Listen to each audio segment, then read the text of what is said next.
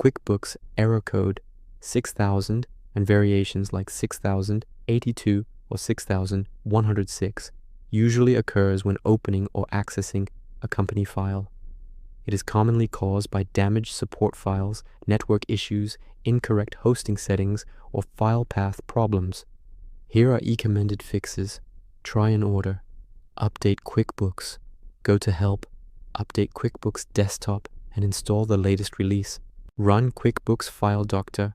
Download and open the QuickBooks Tool Hub. Select Company File Issues. Run QuickBooks File Doctor. Browse to your company file and let the tool repair it. Rename .nd and .tlg files. Open the folder containing your company file.